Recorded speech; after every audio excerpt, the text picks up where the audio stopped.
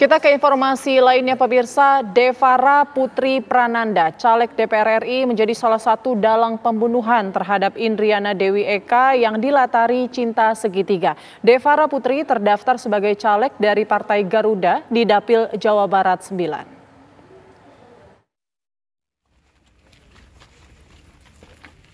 Devara Putri, caleg DPR RI menjadi salah satu dalang pembunuhan terhadap Indriana Dewi Eka yang dilatari cinta segitiga. Dilansir dari kpu.go.id, Devara Putri terdaftar sebagai caleg dari Partai Garuda, Dapil 9 meliputi Kabupaten Sumedang, Majalengka, dan Subang. Dari situs itu terlihat Devara mendapatkan nomor urut 4 di surat suara. Sementara dari hasil real count, Devara memperoleh lebih dari 200 suara. Partai Garuda menyatakan telah mencabut status keanggotaan Devara dan tindak pidana yang dilakukan Devara tidak berkaitan dengan keanggotaan partai dan tindak pidana apapun tidak sejalan dengan kebijakan partai. Partai Garuda menyebut Devara mendapat keanggotaannya karena menjadi caleg. Partai Garuda juga tidak bertanggung jawab atas perbuatan yang dilakukan Devara hingga Partai Garuda tidak akan ikut campur dalam proses hukum pribadi Devara. Kasus pembunuhan ini berawal dari penemuan mayat Indriana Dewi di Kota Banjar pada 25 Februari lalu. Dari hasil penyelidikan, polisi mendapatkan identitas korban Indriana asal Jakarta Timur dan mulai mengkonstruksikan kasus ini satu persatu. Alhasil 3 tersangka diringkus, salah satunya adalah pacar dan kekasih gelap korban. Polisi mengungkapkan adanya motif cinta segitiga antara korban dan para pelaku. Devara meminta Didot menghabisi Indri karena cemburu mengetahui kekasihnya juga menjalin hubungan dengan Indri. Tim TV One mengabarkan.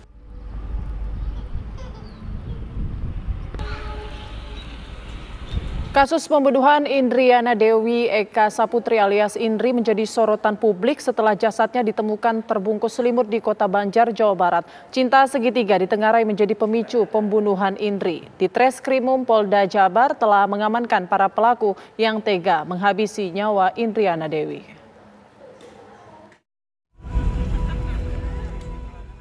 Indriana Dewi Eka Sari Putri alias Indri menjadi korban pembunuhan keji yang dilakukan sepasang kekasih dan seorang pembunuh bayaran. Usai dibunuh, jasad perempuan 24 tahun itu dibuang oleh para pelaku di wilayah Banjar, Jawa Barat. Pelaku pembunuhan adalah sepasang kekasih Didot Alfiansyah dan Devara Putri Prananda.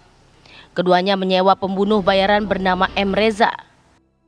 Sementara Devara Putri Prananda diketahui merupakan calon legislatif DPR RI Partai Garuda, daerah pemilihan Jawa Barat 9 yang menjadi otak pelaku pembunuhan.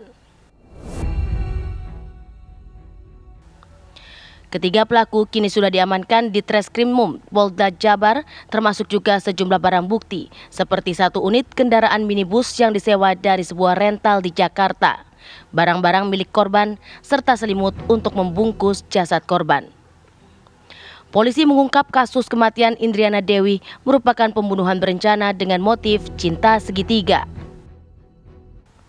Polisi juga sudah memeriksa tersangka dan belasan saksi dan berencana menggelar rekonstruksi mulai dari perencanaan awal pembunuhan di rumah tersangka Devara Putri Prananda hingga para pelaku membuang jasad korban di wilayah Banjar.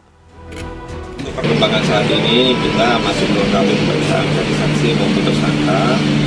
Untuk saksi yang sudah kita periksa sebanyak 15 orang. Dan rencananya besok kita akan melakukan rekonstruksi secara utuh, mulai dari perencanaan, kemudian pelaksanaan eksekusi terhadap korban, sampai dengan Cirebon, sampai dengan para tersangka membuang jenazah korban di Banjar. Jasad Indriana Dewi Eka Saputri ditemukan pada hari Minggu 25 Februari 2024 di tepi jurang kawasan Banjar, Jawa Barat. Warga yang menemukan jasad tersebut langsung melapor pada polisi. Mulanya identitas korban menjadi teka-teki. Namun tak lama diketahui korban bernama Indriana Dewi Eka Saputri yang berdomisili di Cipinang, Jakarta Timur. Dari Bandung, Jawa Barat, Cepi Kurnia, TV One mengabarkan.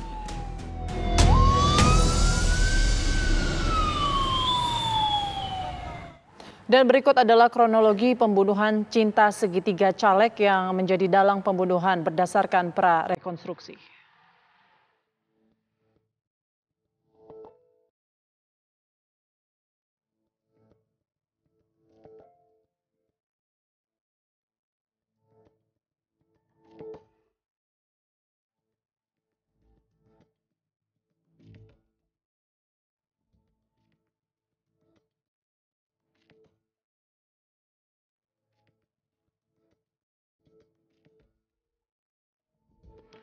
Polisi menggelar rekonstruksi atas kasus pembunuhan cinta segitiga caleg di sejumlah daerah mulai dari Bogor hingga Banjar, Jawa Barat. Dan untuk mengetahui perkembangannya, kita sudah terhubung dengan rekan Usep Saripudin di Bogor dan Aditya Triwahyudi di Banjar. Kita ke Kabupaten Bogor terlebih dahulu. Usep, bagaimana jalannya rekonstruksi pada hari ini? Putri dan pemirsa, dapat kami sampaikan bahwa tadi baru saja digelar rekonstruksi oleh pihak di Treskrimum Polda Jabar yang dilakukan tadi seolah-olah di Jakarta, namun dilakukan di Polsek Babakan Madang, di mana mereka ada adegan, beberapa adegan, diantaranya ada 38 adegan bersama dengan Bogor dan juga Banjar. Ada 23 adegan yang dilakukan di Bogor dan Jakarta. Tadi pada saat dilakukan adegan yang di Jakarta, kami melihat ada bengkel, kemudian ada kosan, mereka janjian di tempat kosan, lalu kemudian Cibidot ini memanggil Reza di bengkel, lalu ditawarilah angka 50 juta untuk menghabisi nyawa dari korban. Kemudian juga mereka berjanjian di apartemen, lalu kemudian korban dibawa ke tempat di mana saya melaporkan. Lalu kemudian di tempat itulah di belakang saya ini sedang dilakukan rekonstruksi juga, yaitu di mana mereka sebelum dihabisi korban nyawanya, ini pihak dari kedua orang ini bersama dengan korban minum kopi terlebih dahulu dan ngobrol-ngobrol. Dan ini para tersangka keluar dari dua orang tersangka, Cibidot sama satu lagi tadi Reza yang mengeksekusi. Ini baru keluar saja, barusan melakukan rekonstruksi di tempat ini. Karena memang sebelum dilakukan pembunuhan, mereka minum kopi dulu terlebih dahulu di tempat yang mengabarkan ini. Lalu kemudian nanti ke tempat berikutnya, ke TKP, yang juga ada di Desa Cijayanti, Kecamatan Babakan Madang, Kabupaten Bogor, Jawa Barat ini. Dan juga setelah dari sini nanti si jenazahnya dibawa ke tempat yang lain, itu di Jakarta. Lalu kemudian berkeliling, kemudian ke Kuningan dan juga Cirebon dan juga akhirnya ke Banjar. Sementara demikian dari Bogor, kembali ke Anda Putri. Baik, terima kasih Usep Saripudin dari Bogor. Kita beralih ke Aditya Triwahyudi di Banjar. Kalau di Banjar nanti seperti apa rencana rekonstruksinya, Aditya? Putri Winasari dan pemirsa, hari ini memang di Treskrimum Polda Jabar kembali menggelar rekonstruksi di beberapa lokasi pada kasus pembunuhan yang menewaskan Indriana Dewi Eka Saputri, warga Cipinang, Jakarta Timur. Dan saat ini di Treskrimum Polda Jabar sedang menggelar rekonstruksi di wilayah Kabupaten Bogor, dan seperti yang direncanakan akan digelar kembali rekonstruksi di beberapa lokasi di wilayah Banjar ini, diantaranya di bengkel dan di lokasi tempat pembuangan jenazah yaitu Indriana. Pada 2 Maret tahun kemarin, Polda Jabar juga sudah datang ke lokasi, ke beberapa lokasi, diantaranya di sebuah penginapan di Ciamis dan juga di sebuah bengkel dan tempat pembuangan mayat yang jaraknya hanya berkisar 60 meter dari lokasi bengkel.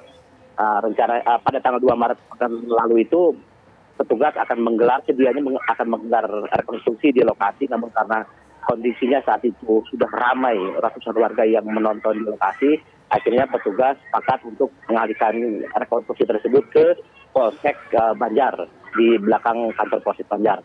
Nah, dalam rekonstruksi 2 Maret Sabtu pekan lalu itu, petugas melakukan 38 reka adegan, yaitu mulai di bengkel hingga ke tempat pembuangan. Diketahui di bengkel mobil, di mana mobil yang digunakan oleh para pelaku ini sedang diservis atau diperbaiki, dan ketiganya sempat bermalam di bengkel tersebut. Bahkan mereka sempat dijamu makan nasi liwet oleh pemilik bengkel.